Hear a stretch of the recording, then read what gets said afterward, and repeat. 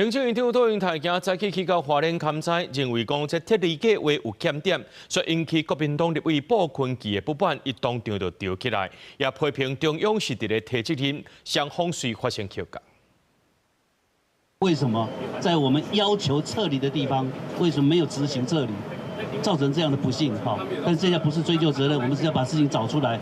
去花莲视察的行政院长杜永泰对真济回民众失联，表示铁路计划有欠点，和花莲立委鲍坤基不满。现场杠上杜永泰强调，地方按照中央执行3种避难方式，批评中央无负责任。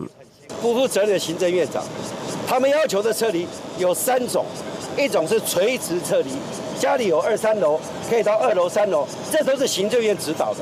第二个到收容所，第3个去依亲。 到别的乡镇的亲友家，因为1楼来不及跑到2楼，就发生这样的一个事情。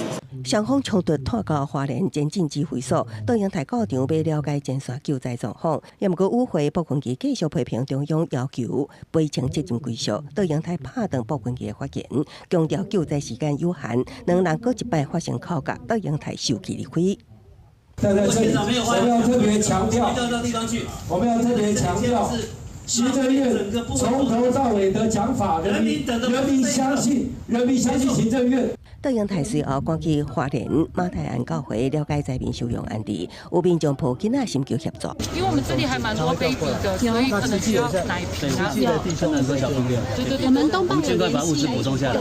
杜永泰强调，今麦上重要是找出失联的民众，中央地方拢有救灾责任。总统赖清德也表示，中央已经几啊摆有建国家花莲县府合作，提前疏散真侪民众，后手会全力支持县府尽速抢救受困的民众。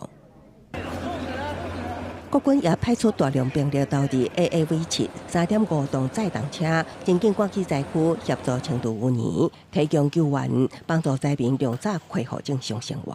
公视新闻采访报道。